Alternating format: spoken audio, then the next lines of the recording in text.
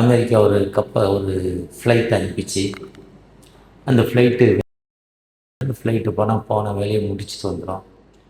ஒரே ஒரு பைலட் மட்டும்தான் அந்த நாட்டை அழிச்சிட்டு வந்துடும். பயங்கரமான விலை, இருக்கிறதுலே காஸ்ட்லி. அதில் ஒரே ஒரு பைலட் மட்டும்தான் போவார். ஒருவேளை அந்த சூழ்நிலை நல்லா இல்லை, அந்த பைலட் பாதுகாக்கப்படுவதற்காக அந்த பைலட் பக்கத்தில் எக்ஸைட் சுவிட்ச் இருக்கும்.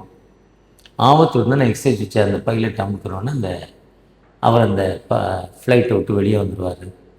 அந்த பாராசூட் மூலம் தப்பிச்சிடலாம். அந்த பைலட்டே உயிருக்கு பாதுகாக்கப்படும். ஆனால் எந்த இடத்துக்கு காற்று எந்த திசைக்கு போகுதோ, அந்த போட்டு காற்றில் செல்லும் போட்டு மாதிரி அந்த பாராசூட் காற்று எந்த போய்க்குதோ அந்த போய்க்கு போயிடுவார். ஆனால் உயிர் பாதுகாக்கும்.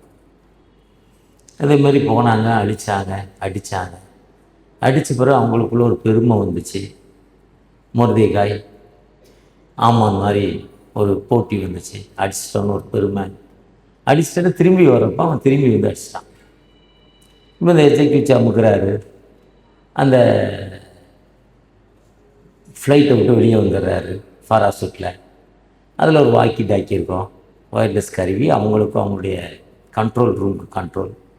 உணவு இருக்கும், தேவையான உணவு கொஞ்சம். அதாவது அந்த சந்திரமண்டலத்துக்கு போனால் சாப்பிட்டா பசிக்காத உணவு அதில் கொஞ்சம் இருக்குமா, எத்தனை நாளும் தாங்குமா. அப்படிலாம் அந்த பாராசூட்டில் செட் பண்ணி அவர் வந்துட்டார். ஒருத்தர் வந்து எஸ்கேப் ஆகி அந்த வாக்கி டாக்கி மூலம், அந்த ஒயர்லெஸ் கருவி மூலம் தொடர்பு கொண்டு வந்துட்டார். அமெரிக்கா தூக்கிட்டு வந்துட்டார். அடுத்த ஒரு இயக்கத்தப்போ ஒரு மலைக்கு இடையில மாட்டிக்கிட்டார். சிக்னல் கிடைக்கல.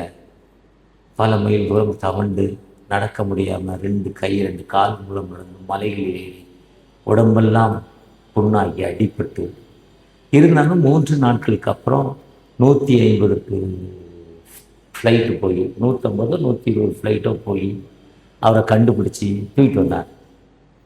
அவர் என்ன சொன்னார், நான் ஆண்டவரை நோக்கி கூப்பிட்டேன், ஆண்டவருக்கு வாழ்வு கொடுத்தார், ஆண்டவருக்கு விடுதலை கொடுத்தார்.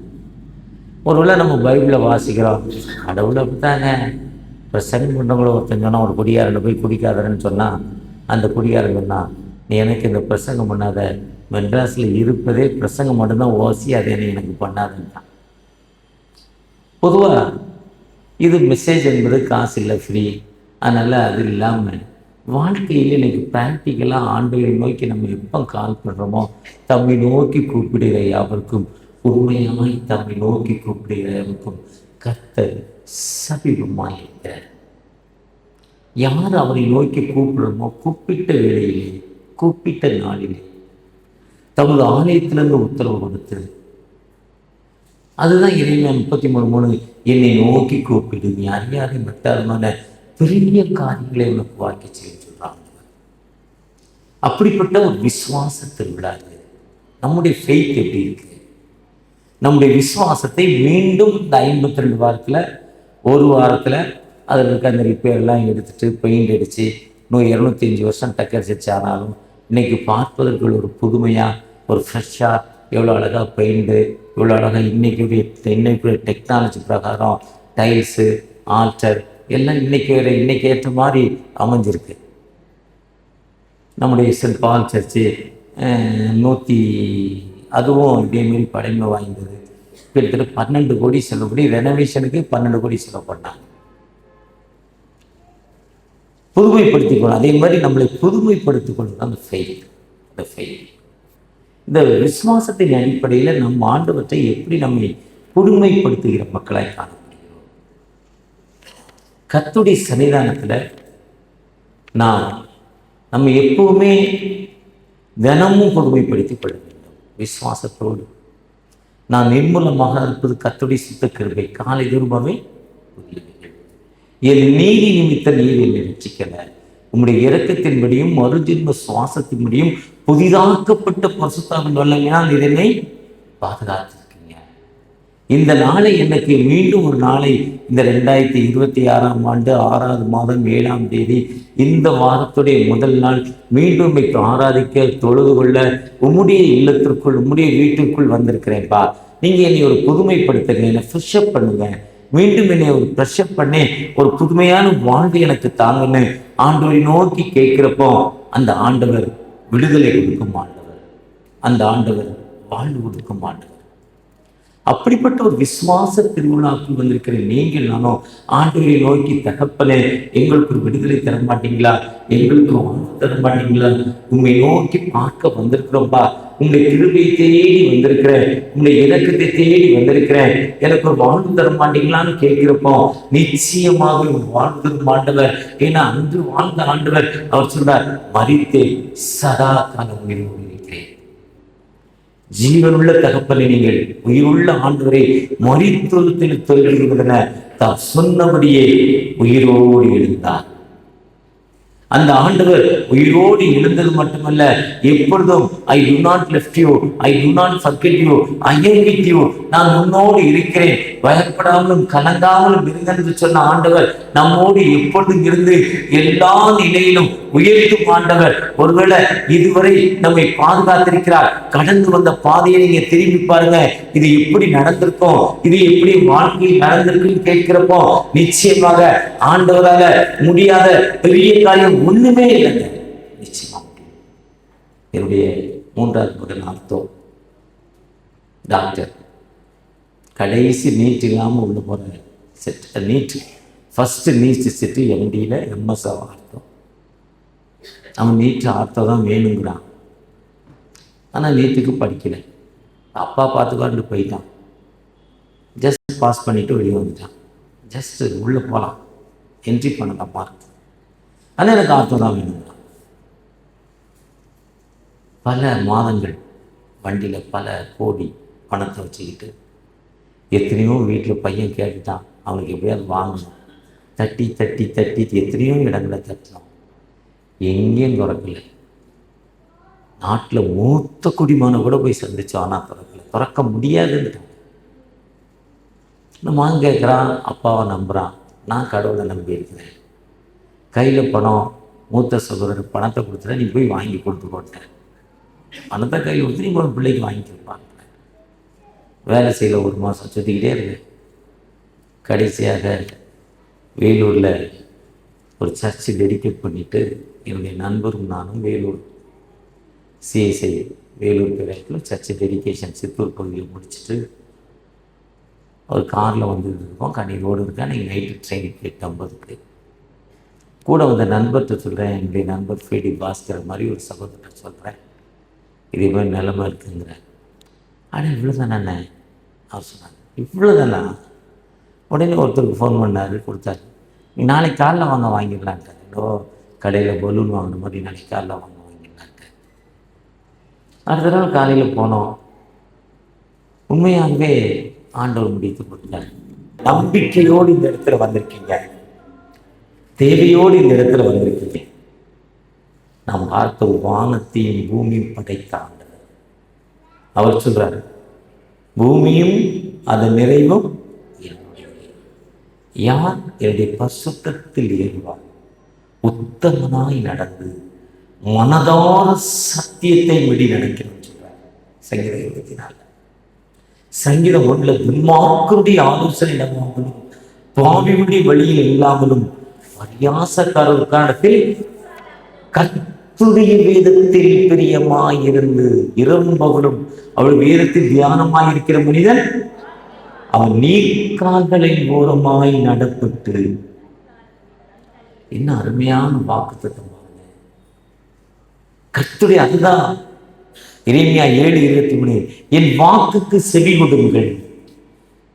obey to my word, என் வாக்குக்கு செவி கொடுங்கள். செவி கொடுத்ததுதான் ஆபிரகாம் யெகோவா ஈரே என்றார். கர்த்தருடைய பர்வதத்தில் அந்த ஃபெய்த், அந்த விசுவாசம். பொதுவாக இந்த விசுவாசம் என்பது இந்த இந்த ஃபெய்த் ஃபெஸ்டிவலில் நாம் இப்படிப்பட்ட ஒரு ஃபெய்த்தோடு இருக்கிறோம். இதை திங்க் பண்ணுறப்போ அலெக்சாண்டர் உலகத்தை ஆண்டவரில் கிரேக்க பேரரசில் ஒருத்தர். கிரேக்க பேரரசில் அவர் தான் முதலாவது உலகத்தை ஆண்டவர். இயேசு கிறிஸ்து இந்த உலகத்திற்கு வந்ததில் அவரும் ஒரு காரணம். முன்னால் தூதர்களை அனுப்புகிறார்ல, அந்த தூதர்களை, எனக்கு முன் தூதர்களை அனுப்பி வழிகளை செவ்வை பண்ணுறல, அதில் ஒருத்தர் அலெக்சாண்டர். என்ன மொழி பேசுகிற பேச்சு நாம் பேசுவது மற்றவருக்கு புரிய வேண்டும். அப்போ அலெக்சாண்டர் உலகெங்கும் போய் வெற்றியின் கொடியை நட்டு தன் கிரேக்க மொழியை பேச வைத்தார். அந்த அலெக்சாண்டர் வெற்றிக்காக வந்துக்கிட்டு இருக்கிறார். ஒரு கிராமத்தில் ஊர்க்காரன் மடக்கிட்டான். அந்த ஊர்க்காரன் ஃபுல்லாக அவரை ரவுண்டப் பண்ணிட்டான். எதுக்குன்னு கேட்குறேன். நீ உலகத்தை பிடிக்கும்னு நினைக்கிறல்ல, எங்கள் ஊரில் 1000 வருஷமாக நூல் சிக்கு கிடக்கு. நூல் எல்லா நூலும் சிக்கி ஒரு பெரிய மலையாக இருக்குது. நீ இந்த சிக்கை எடுத்தால் உலகத்தை ஜெயிச்சிடலான்னு கொண்டே சொல்கிறார். அந்த நூலோட சிக்கை அவர் போய் பார்க்குறாரு. 1000 வருஷமாக பெரிய மலை உயரத்துக்கு நூல் சிக்காக இருக்குது. அதை சிக்கை எடுத்தால் நீ பெரிய ஆளாகலான்னு சொல்கிறார். அப்படியான்னு பார்த்துட்டு அவர் டக்குன்னு குதிரை ஒட்டி இறங்குறாரு. இறங்கி தன்னுடைய வீர வாளை எடுக்கிறாரு. அந்த நூலெல்லாம் சிக்கு சிக்காக பிச்சு பீஸாக பிச்சுட்டார் வாழை வச்சு. இந்த மக்களுக்கெல்லாம் ஷாக்கு. ஏன்னா நூலை சிக்க எடுத்தா நீ ராஜாவாகலான்னா நீ என்ன அதை வெட்டி போட்டுட்ட, பீஸ் பீஸ் ஆகிட்ட, அடப்பட முட்டா பசங்க. இதுதான் இன்னைக்கு நம்ம பரலோகத்துக்கு போகிறதுக்கு இல்லை வாழ்க்கை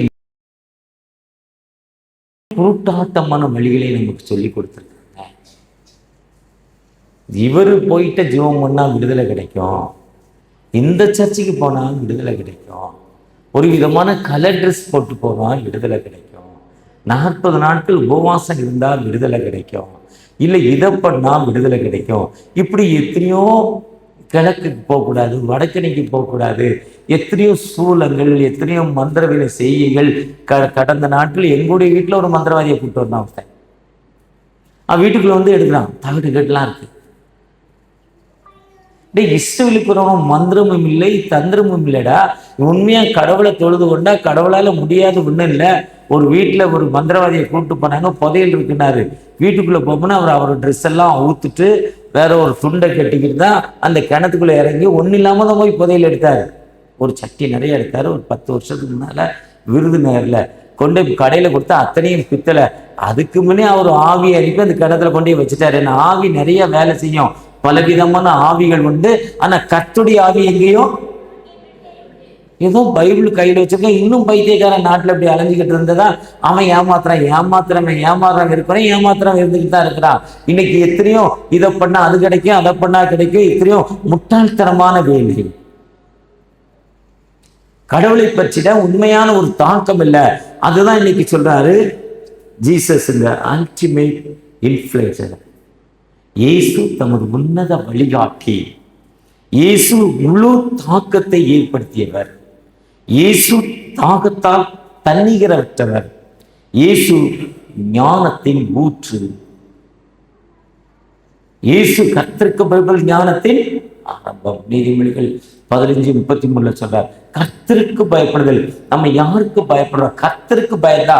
அதுதான் சங்கீதம் 21 சொன்னார், தமக்கு பயப்படுகிறவர்களை தாம் போகும் வழியை அவர் காட்டுறார்.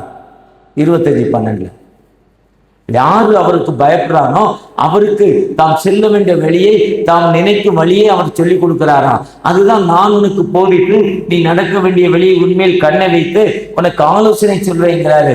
அப்படிப்பட்ட ஆண்டவற்றை நாம் எப்படிப்பட்ட மக்களாய் காணப்படுகிறோம்? அதுதான் சங்கீதக்காரர் தாவீது சொல்றப்போ, கர்த்தர் எனது வலது வாசத்தில் இருக்கப்படிவால் நான் துர்நாட்சி.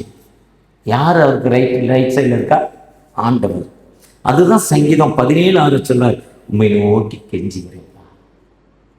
கஷ்டங்கள், வேதனைகள், துன்பங்கள் வர்றப்போ நான் உண்மை நோக்கி கெஞ்சுறேன்ப்பா, எனக்கு விடுதலை கொடுங்க, என்னை பிளஸ் பண்ணுங்க, உம்முடைய கிருபை எனக்கு தாங்க தகப்பனே நோக்கி அழைக்கிறப்போ அந்த ஆண்டவர் விடுதலை கொடுக்கும் ஆண்டவர், அந்த ஆண்டவர் வாழ்வு கொடுக்கும் ஆண்டவர், அந்த ஆண்டவர் எல்லா நிலையிலும் உயர்த்தும் ஆண்டவர். அதுதான் வாசிக்க கேட்ட 2 நாளாம் 20ஆம் அதிகாரத்துல இந்த ராஜா வந்து சண்டைக்கு போறோம், கடவுள்கிட்ட போய் கேளுங்க.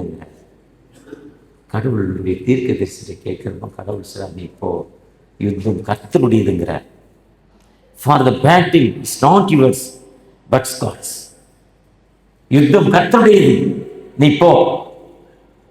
பிஃபோர் லார்ட், அந்த 2 நாம் 20:13 சொல்ல, கர்த்தரை எனக்கு முன்பாக வைத்திருக்கிறேன். ஆண்டவர் முனைக்கு முன்பாக வைத்து நாம் போராடுறப்போ எல்லா நிலையிலும் உயர்த்தும் ஆண்டவர். ஒருவேளை நீங்க நானும் ஆண்டவர்கிட்ட நம்ம எப்படி இருக்கிறோம், அந்த ஆண்டவர் நம்மை, ஏன்னா சங்கீதம் வாசிக்கல, சங்கீதம் 89:33 சொல்றாரு, ஆனாலும் என் கிருபையை அவர்கள் விட்டு விலகாமலும் என் உண்மையில் விசாக்காமலும் இருப்பேன். Do not lift the grace. என் உண்மையை நான் மாற்றவே மாட்டேன்.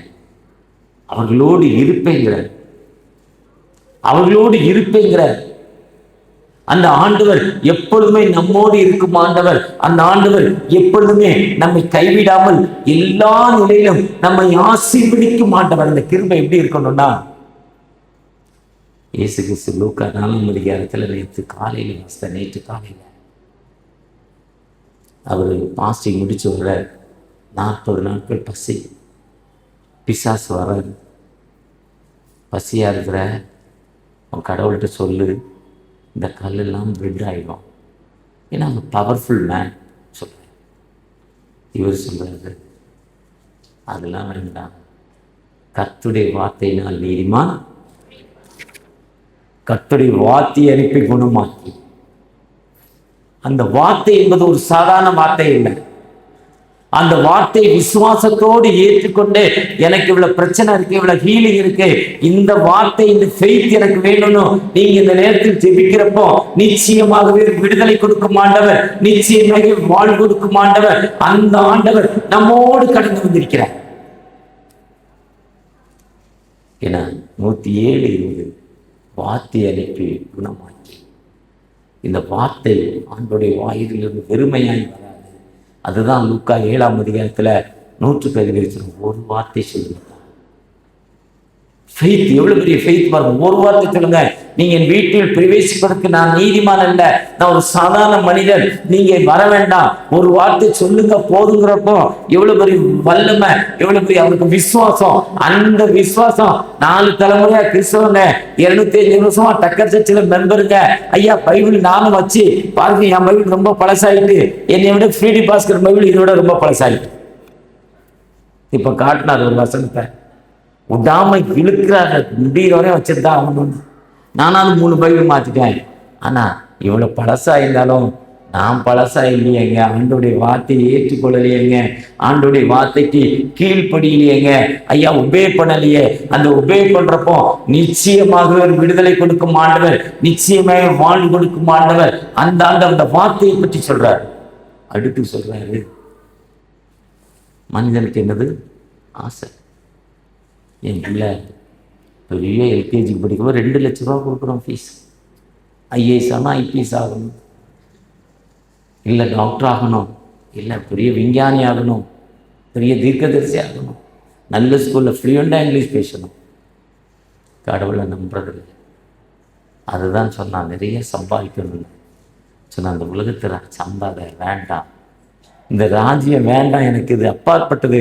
கண்டவர் எப்போ நினைக்கிறாரோ அப்ப எனக்கு ஆண்டவர் நினைக்கிற நேரத்தில் எனக்கு நிச்சயமா கொடுப்பார். எனக்கு ஏற்ற வேலையில் என்னுடைய பிரதர் ஒரு பையன் டாக்டர், எம்எம்எஸ்ல, ஸ்டாண்டில் எம்பிபிஎஸ், எம்சிசியில் எம்எஸ் ஜென்ரல் மெடிசன், ஃபஸ்ட்டு டெஸ்டில் சிஎம்சியில், இப்போது சூப்பர் ஸ்பெஷாலிட்டி. ஒரு 150 பொண்ணை பார்த்துட்டேன். எத்தனை பொண்ணு? 150 பொண்ணு. 200 பயோடேட் வச்சுருக்கார். எம்எஸ் படித்த பிள்ளைங்களோட பயோடேட்டு. நான் சொன்னேன், எல்லாத்தையும் கிழிச்சு போடியா, கடவுளை நம்ப போயா, கர்த்தரை நம்பு, அதில் இருக்கடா தெம்புன்னு. அத்தனையும் ஸ்டடி பண்ணி சொல்கிறார்.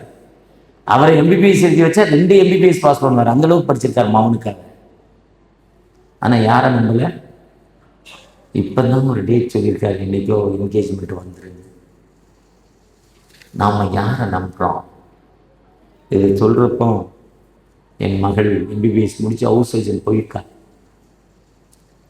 ஒரு ஐயர், ஃப்ரீடி பாஸ்கர் மாதிரி பால்ராஜன் ஒரு ஐயர், விருதுநகர், மதுரை பேர் ஐயர், ஒரு பயோடேட் கொடுக்குறாரு, உங்கள் பொண்ணுக்கு நல்ல வர. தோத்திரம் ஆண்டவரே என்ன ஃபெயிலியர்.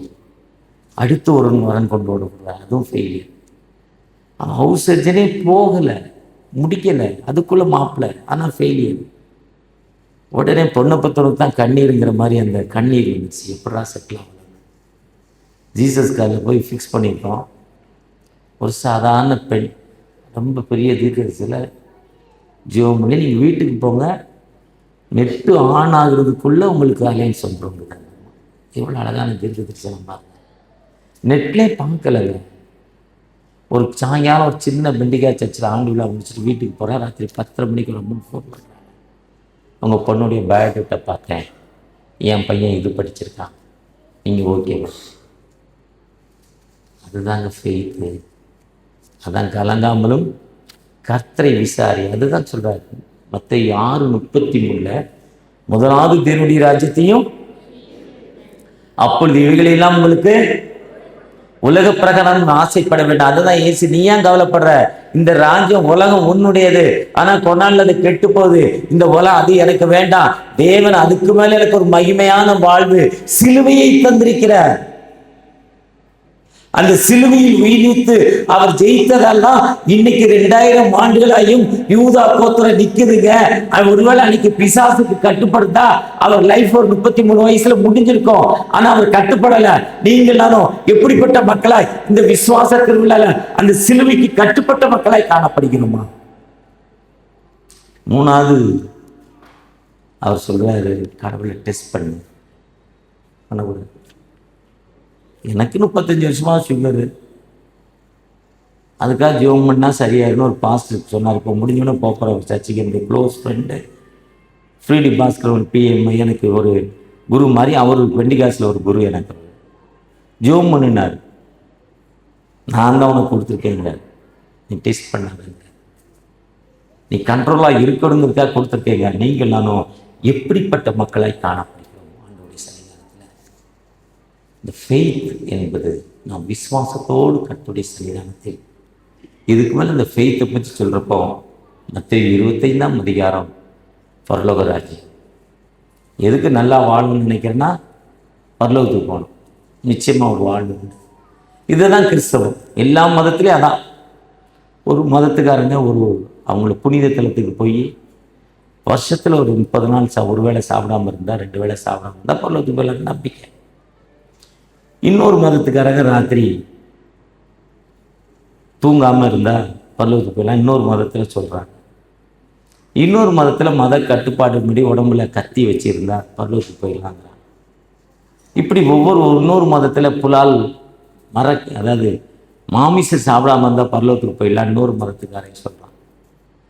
தலைவர்கள் எப்படிலாம் சொல்கிறாங்களோ அப்படிலாம் மாற்றி மாற்றி சொல்கிறாங்க. நம்ம கம்யூனிட்டி சர்வீஸு ஞானஸ்தானம் பார்த்திங்கன்னா ஒவ்வொரு தலைவரும் ஒவ்வொரு மாதிரி ஒரு ஆர்டர் ஆஃப் சர்வீஸு. டக்கர் சர்ச்சில் ஒரு ஆர்டர் ஆஃப் சர்வீஸு, சென்ட் பால்ஸில் ஒரு ஆர்டர் ஆஃப் சர்வீஸு, பெண்டிகா சர்ச்சில் ஒரு ஆர்டர் ஆஃப் சர்வீஸு. ஆனால் கடைசி எங்கன்னா பரலோகத்துக்கு போகிறது தான். ஒருத்தன் தோத்திரம் சொல்லுதான், ஒருத்தன் தோத்திரம் சொல்லாதங்க. ஆனால் அந்த பரலோகத்துக்கு போகக்கூடிய அந்த கடைசி வாழ்வு என்பது மத்தேயு 25 முதல் பகுதி, கொடுத்த வேலையில் நீ சரியாயிரு, விழித்திரு. பெண்கள் விழித்திருந்தாங்க. அந்த மணவாளன் வர்றப்ப தங்களோடு இணைத்து கொடுத்தாங்க. அடுத்து தொலைத்ததை தேடினாங்க. அடுத்தபடியாக ரைட்டு லெஃப்ட்டு, வலது இடது, பசியாயிருந்தேன், தாகமாயிருந்தேன், அந்நியனாயிருந்தேன், வஸ்திரம் இல்லாமல் இருந்தேன், காவலில் அடைக்கப்பட்டேன், நீங்கள் எனக்கு தந்தீங்களா? தரலையேன்னு கேட்குறேன். ஒருவேளை இன்னைக்கு நான் எப்படிப்பட்ட மக்களாய், பசியாக இருக்கிற மக்களுக்கு, தாகமாக இருக்கிற மக்களுக்கு, இன்றைக்கி சென்னை பேராயத்தில் 160 மிஷனரிகள் இருக்காங்க. கொல்லகொண்டா அன்னைக்கு கேஎன்ஹெச் பெத்தேல் ஹோம் இருந்துச்சு. லேடிஸில் 100 பேர், ஜென்ஸில் 100 பேர் பிள்ளைங்க படித்தாங்க.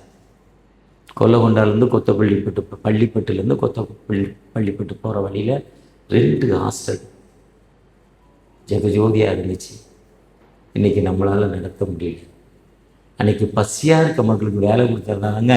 இன்னைக்கு இங்கே டீச்சர் ஆகி பென்ஷன் ஆகிட்டு இருக்கீங்க, பென்ஷன் வாங்குறீங்க. இன்னைக்கு எத்தனையோ பிள்ளைகள் படிக்க முடியாம அந்த ஹாஸ்டல்ல மூடி இருக்கும். அந்த வேலையை நம்ம பேராயத்துல நிச்சயமா உங்களால என்னையால செய்ய முடியுங்க. இன்னைக்கு எத்தனையோ மக்கள் அப்படிப்பட்ட கண்ணீரான வாழ்வு வாழ்ந்து கொண்டிருக்காங்க.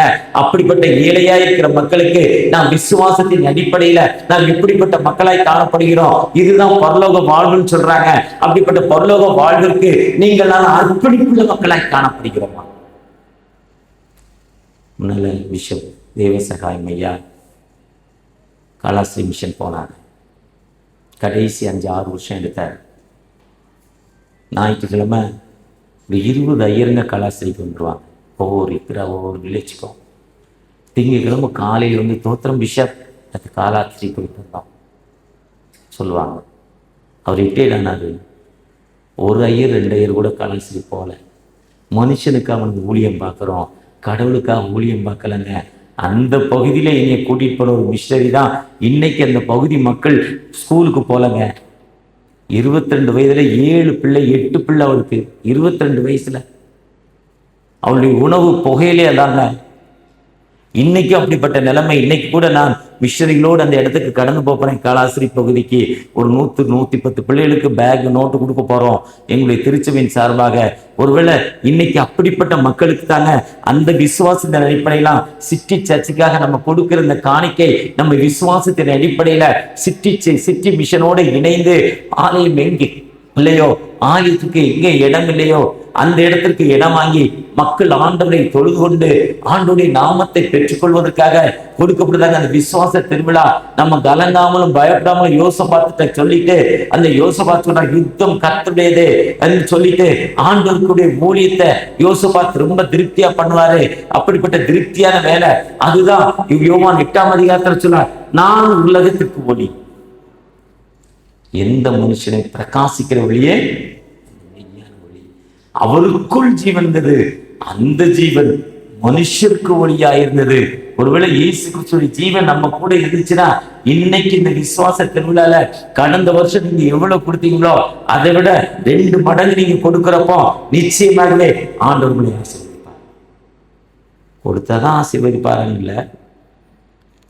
அந்த ஒண்ணு இல்லமா போன யாக்கோபு தசமபாகம் தரேன்னு சொன்னார். 4 ஆசீர்வாதம். குழந்தையே இல்லாத அன்னாள் ஆசீர்வாதம். அந்த 2 மீன் 5 அப்பம் தனக்கு இருப்பதை எடுத்து கொடுத்தா. மற்றவங்களுடைய வயது ஆர்வம் பசி ஆர்வதற்காக எடுத்து கொடுத்தா. அந்த வாழ்க்கை முன்னேறிச்சு. அவருடைய பணி இன்றும் சொல்லப்பட்டு கொண்டிருக்கு. கிறிஸ்தவம் என்பது தனக்கு இருப்பதை பகிர்ந்து கொள்வது. அதுதான் ஆதி கிறிஸ்தவர்கள். அப்போஸ்தலர் 4ஆம் அதிகாரம். கிறிஸ்தவம் என்பது பசியா இருக்க மக்களுக்கு உணவு கொடுப்பது. போன வாரம் ஒரு சர்ச்சுக்கு போனேன். 2 இடத்துல உணவு கொடுத்தாங்க. போன வாரத்துக்கு முன்னே சர்ச்சை முடிஞ்சு குருவாரம் ஃப்ரீயை பார்க்க வந்தேன். எதுக்கோ தெரியல. ஸ்டாண்டி பக்கத்தில் ஒரு 500 பேர் கிட்டத்தட்ட உணவு ஒருத்தர் கொடுக்குறாரு. 500 பேருக்கு உணவு லைனில் நின்று வாங்குறேன். காலையில் நடராஜ் தேட்டர் பக்கத்தில் பொங்கல் சாம்பார் சட்னியா பொங்கல் வடை எழுத்துல ஒரு 150-200 பேர் சாப்பிட்டுட்டு இருக்காங்க. தினமும் எங்கள் வீட்டு பக்கத்தில் நான் வாக்கிங் போகிறப்போ ஒரு ஆலயத்துக்கு முன்னால் 4 லிட்டர் நல்ல பாயாசம் கொடுக்குறாங்க. உணவு ஒருவேளை 205 வருஷம் முடிஞ்சு இப்போ 225 போகிறோம். நம்ம டக்கர் சர்ச்சு சார்பிலையும் தினம் மத்தியானம் 50 ஏழைக்கு உணவு கொடுத்தா இல்லை 100 ஏழைக்கு உணவு கொடுத்தா இதுதாங்க பரலோக ராஜ்யம். பில்டிங் மண்டியில் சேர்த்து வச்சு நோ யூஸுங்க. அடுத்த பிஷப் எடுத்து போயிடுவாங்க, இல்லை அடுத்த இயர் சாப்பிட்டு போயிடுவாங்க. ஏழை கிடைக்கிறவங்க கர்த்தருக்கு கடன் முடிக்கிறார். இதுதான் ஃபெய்த், இதுதான் விசுவாசம். இந்த விசுவாசத்தின் அடிப்படையில் நாம் எப்படிப்பட்ட நிலைமையால் இந்த விசுவாச திருவிழாவில் நாம் இணைத்துக் கொள்ளப் போகிறோம். என ஆண்டவர் இன்னைக்கும் கிரியை செய்யும் ஆண்டவர். பீகாரில் பாட்னாவிலிருந்து 200 கிலோமீட்டர் பகவான் சிங்கிங்கிற ஒரு ஊழியர். இந்த ஊர் பேர் எனக்கு மறந்துட்டேன். போன வருஷம் போயிருந்தேன். நல்ல ஒர்க்ஷிப். கடந்த 9 மாதங்களுக்கு முன்னால் அவங்க ஒர்க்ஷிப் பண்ணுறப்போ தீவிரவாதிகள் உள்ளே வந்துட்டாங்க. ஆன்லைன் யூடியூப்பில் போடுறாங்க, டைரக்ட் லைவ் பண்ணுறாங்க, அடிக்கிறாங்க. பாஸ்ட் பின்பக்கமாக ஓடிட்டார், பின்னால் பெரிய ரயில்வே மெயின் லைன். அந்த அம்மா சொல்லுது, ஏன் நீ இது மேல்நாட்டு கடவுளை எடுத்துக்கிட்டேன்னு கேட்குறாங்க. டேய், உன் மதத்தில் எனக்கு என்னடா செஞ்சாங்க? டெய்லி இவங்க சாப்பாடு போடுறாங்க, ட்ரெஸ்ஸு கொடுக்குறாங்க, எங்கள் பிள்ளைங்களை ஸ்கூலுக்கு அனுப்புகிறாங்க, ஹாஸ்டல் கொடுக்குறாங்க. அடிமைப்பட்ட எங்களுக்கு வாழ்வு கிடைச்சிருக்கு. நான் வியாதியாக இருந்தேன், ஸ்டமக் பெயினில். அவங்க வந்து ஜோம் பண்ணாங்க, சரியாச்சு. எத்தனையோ டாக்டர்கிட்ட போனேன், ஆனால் மருத்துவ வசதி கூட இல்லை பீகாரில். இங்கே சொல்லி எங்கள் அம்மா சொல்கிற இந்த யூடியூப்பில் 10 லேடிஸ் அதே மாதிரி மாற்றி மாற்றி மிரக்கிள்ஸ் சொல்கிறாங்க. அந்த யூடியூப்பில் பார்த்த 100 சில்லற பேர் புதிதாக இயேசுவை ஏற்றுக்கொண்டாங்களாம். 2 நாள் அந்த சேனல்லேருந்து, அந்த யூடியூப் சேனல்லேருந்து அந்த நிகழ்வை எடுத்துட்டாங்க. NMSCRல இது நடந்த சம்பவம். அந்த ஆண்டவர் இன்றைக்கும் மிஷன் மூலமாக கலங்காமலும் பயப்படாமலும் சொல்கிறார். அதுதான் நீங்கள் உலகத்துக்கு ஒளிங்கிறார். ஒளி என்பது நாம் பிறரை நேசிப்பது மூலம், பிறருக்காக ஜெபிப்பது மூலம் நாம் பிறருக்கு ஒளியாய் இருக்கிறோம்.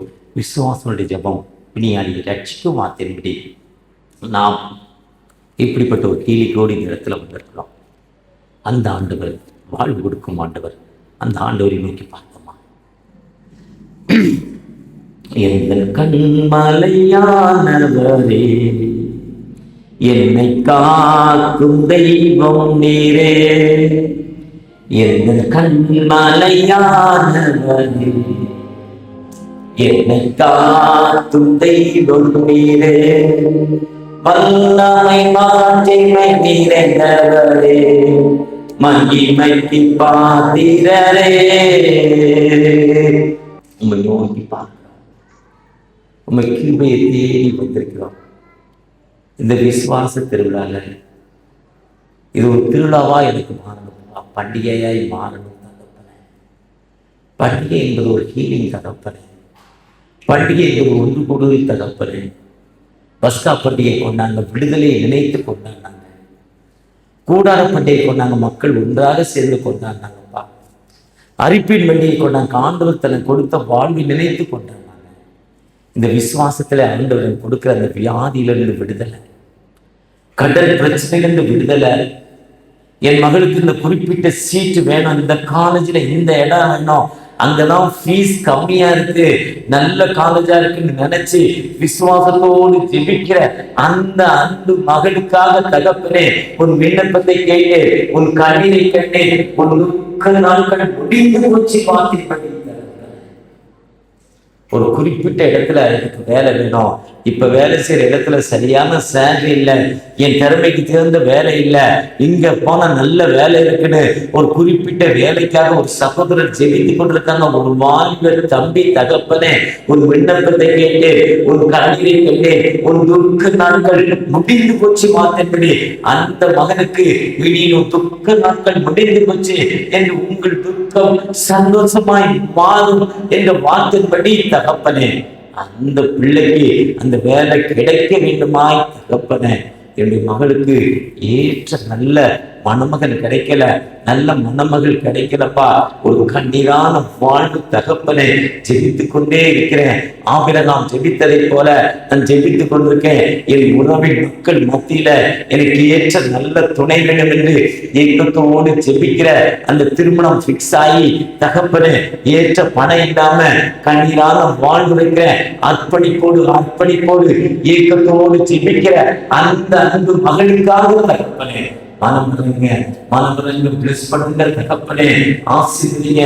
ஒரு விதமான ஸ்டோன் பிரச்சனை, பல வைத்தியங்கள் பண்ணியாச்சு, ஆனா ஸ்டோன்ல ரிலீஸ் செய்யல, பெரிய ஆபரேஷன்ங்கிறாங்க.